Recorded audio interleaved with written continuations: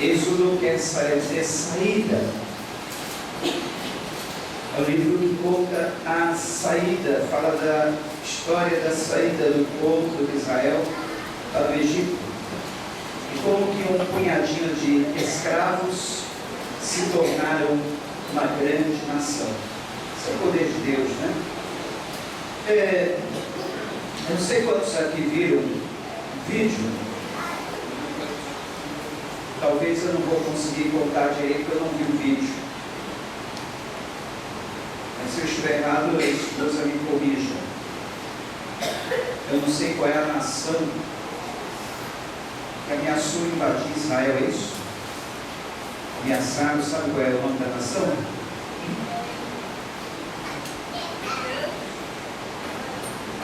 Se não nos enganamos, foi Irã. Ameaçaram invadir Israel esses dias, né? Era no dia do Yom Kippur. A pastora Cristina Jansen está aí, talvez me corrijam. Foi no dia do Yom Kippur? Hã? Eu não estou estudando direito.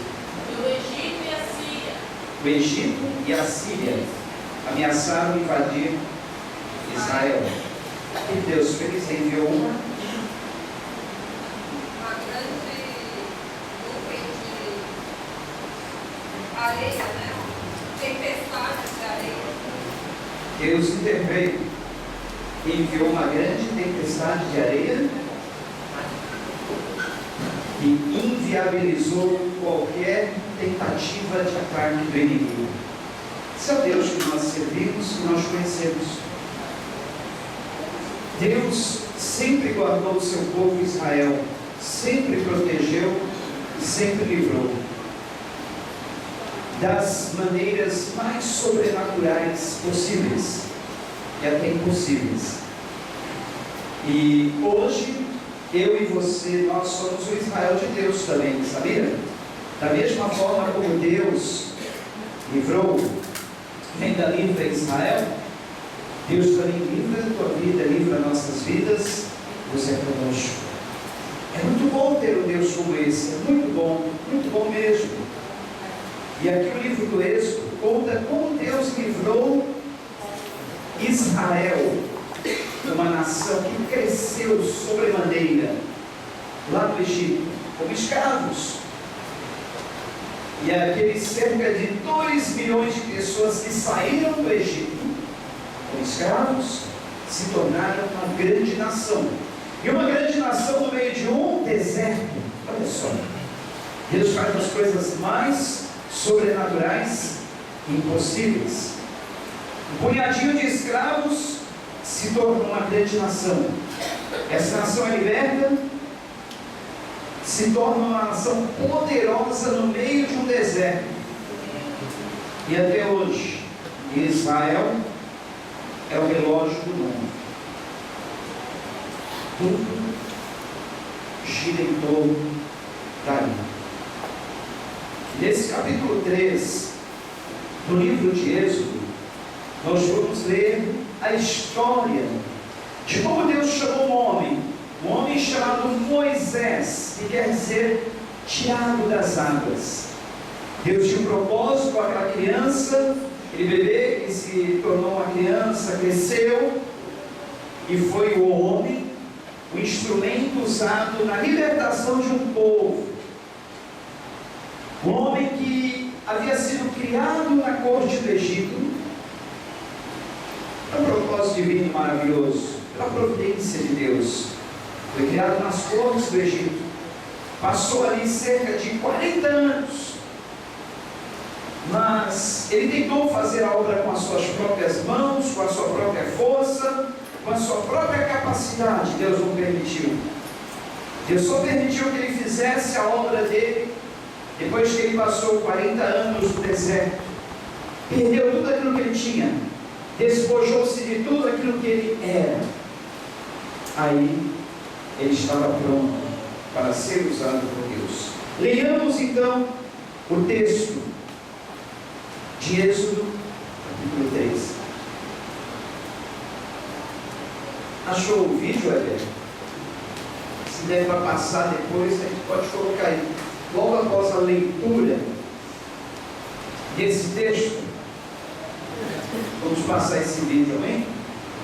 Êxodo capítulo 3, o texto que ora já está projetado.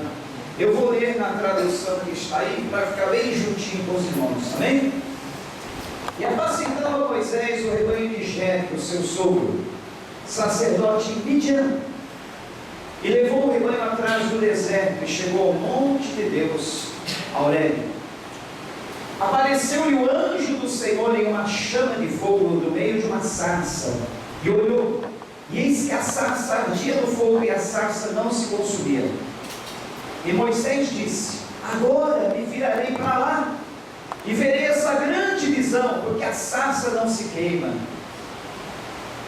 E vendo o Senhor que se virava para ver, bradou Deus a ele do meio da sarça e disse: Moisés, Moisés! Respondeu ele: eis-me aqui.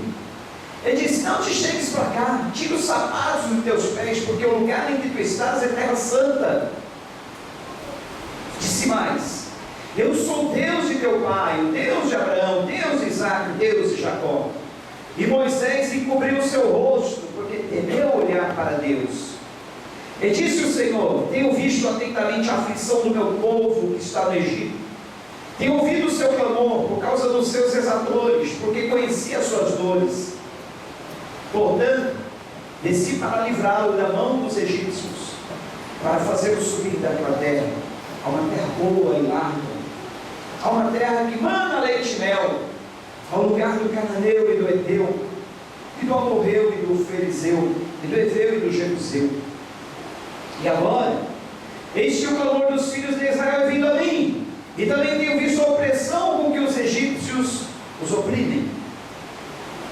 Vem agora, pois, e eu te enviarei a Faraó, para que tires o meu povo, os filhos de Israel, do Egito. Então Moisés disse a Deus: quem sou eu que vá a Faraó, tire do Egito os filhos de Israel? E disse: certamente eu serei contigo, e isto te será por sinal de que eu te enviei. Quando houveres tirado esse povo do Egito, servireis a Deus nesse monte.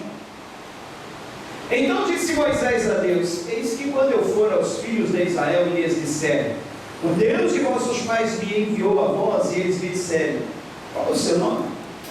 Que lhes direi? E disse Deus a Moisés: eu sou o que sou. Disse mais: assim dirás aos filhos de Israel: eu sou, me enviou a vós. E Deus disse mais a Moisés: assim dirás aos filhos de Israel: o Senhor Deus de vossos pais, o Deus de Abraão, o Deus de Isaque, Deus de Jacó, me enviou a vós. Esse é o meu nome eternamente, e este é o meu memorial de geração em geração. Vai, ajunta os anciãos de Israel e dize-lhes: o Senhor Deus de vossos pais, o Deus de Abraão, de Isaque e de Jacó, me apareceu dizendo: certamente vos tenho visitado e visto o que vos é feito no Egito. Portanto eu disse: far-vos-eis subir da aflição do Egito, a terra do cananeu, do Eveu, do amorreu, do ferizeu, do Eveu e do jebuseu, a uma terra que manda leite e mel.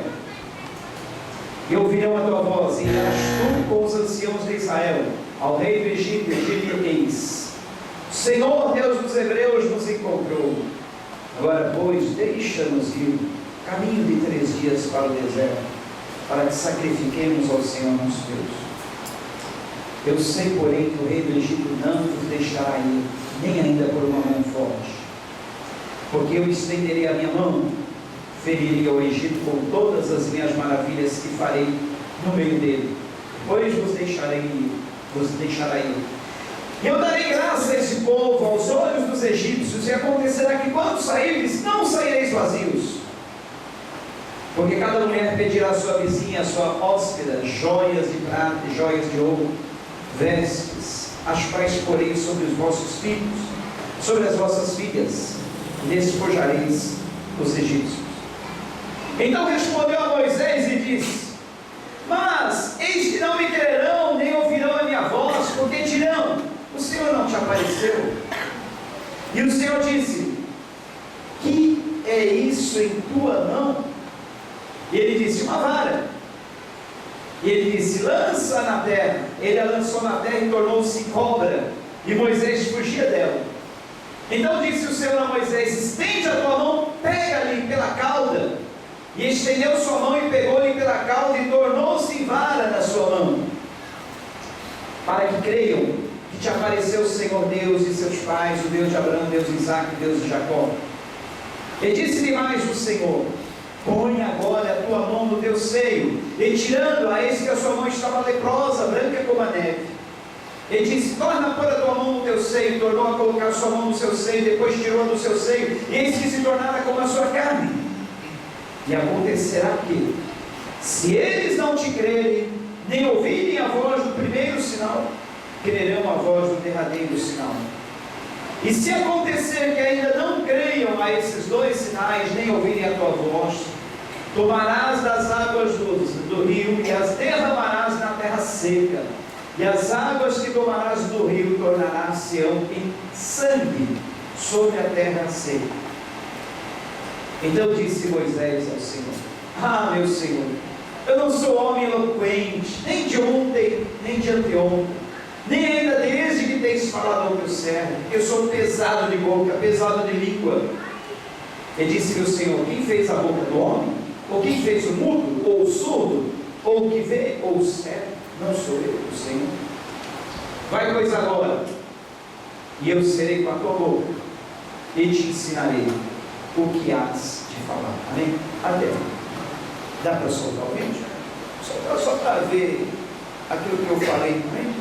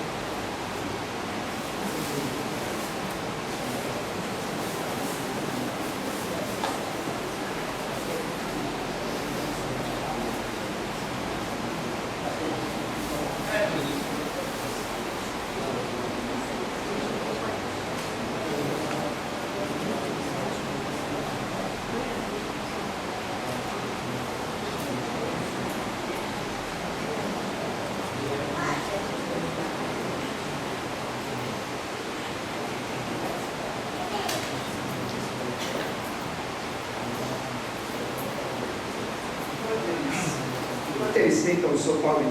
Alguém nos visita para a primeira vez nessa noite?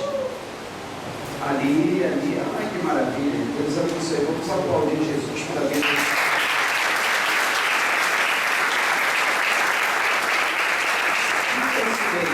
Sinta-se na casa do Pai também, que é a casa de vocês também, a nossa casa. Né? Se não der para soltar, tudo bem. Está faltando som aí no vídeo.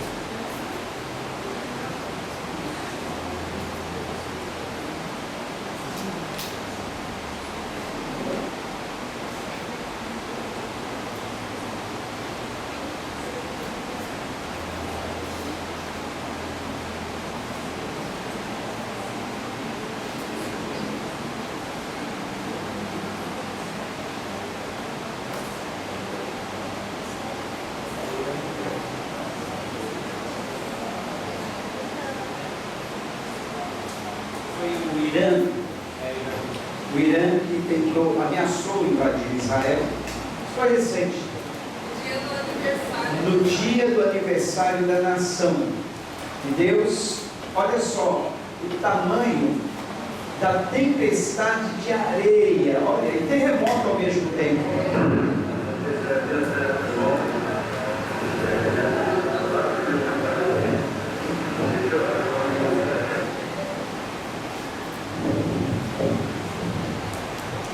O Senhor Deus é um Deus forte, poderoso, é sempre com o seu povo.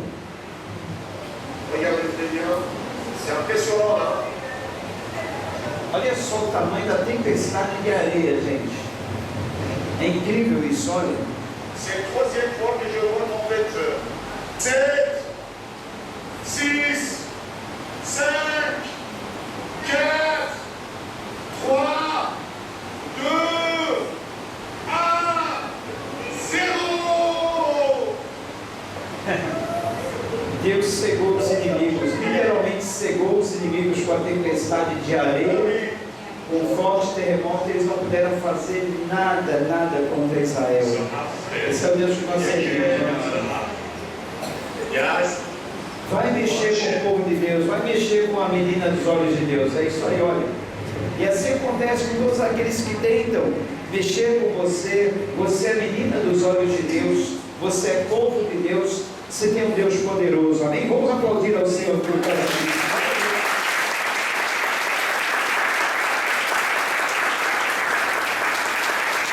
Esse é o Deus que nós servimos, hein? De arrepiar, não é mesmo?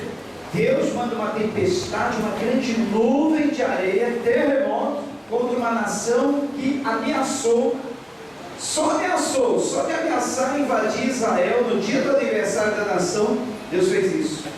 Deus faz isso com a tua vida também, você acredita nisso? Quando nós somos do Senhor, Ele zela por nós, Ele se encarrega de nos proteger.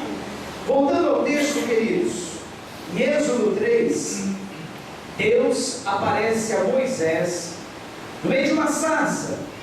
E é interessante que a sarça queimava, mas não se consumia. E aquilo chamou a atenção de Moisés. Deus precisou fazer algo assim sobrenatural para que chamasse a atenção de Moisés no meio do deserto.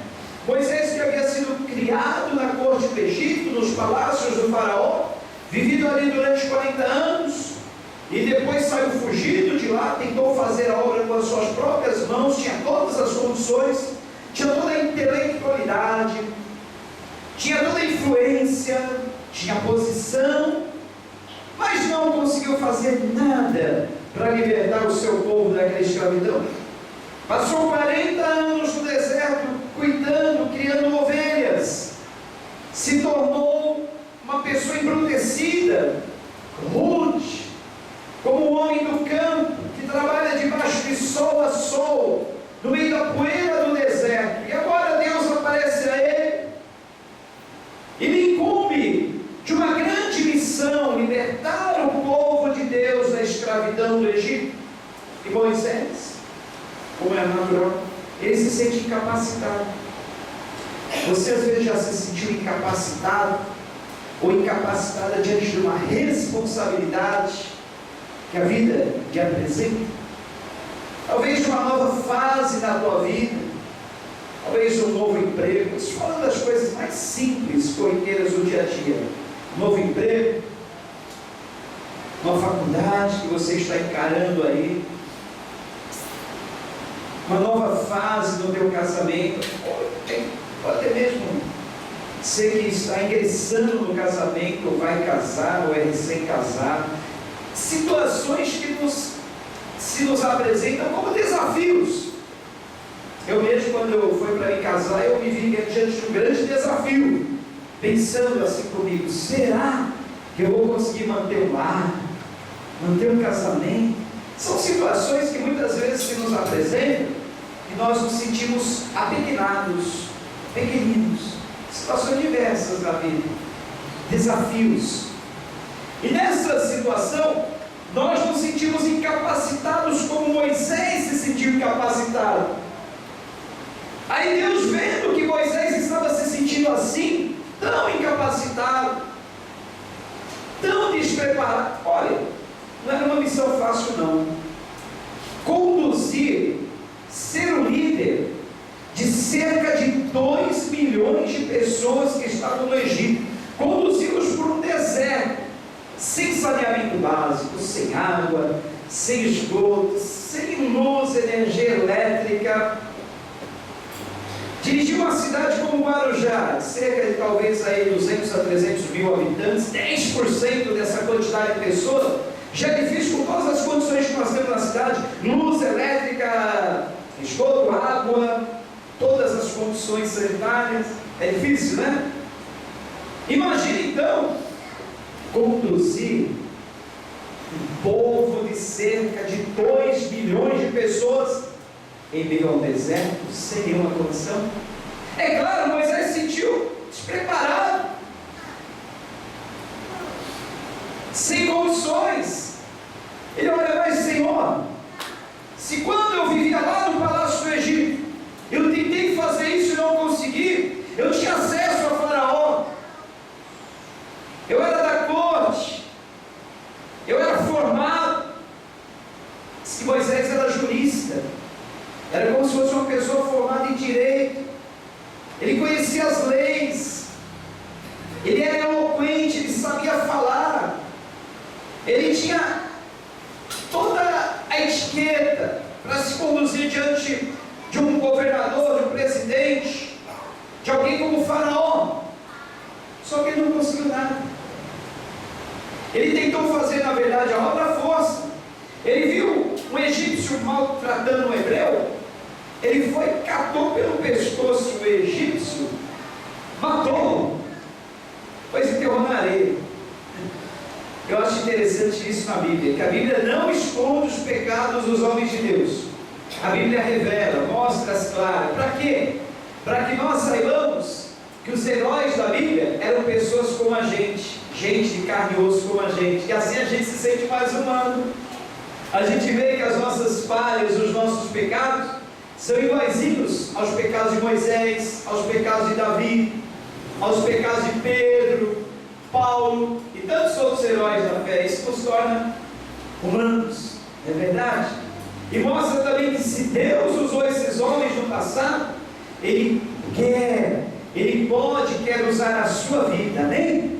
Mesmo que você se veja sem condições de fazer nada na obra. Desafio, quem sabe você está pensando em aprender música, mas você vê diante de um grande desafio.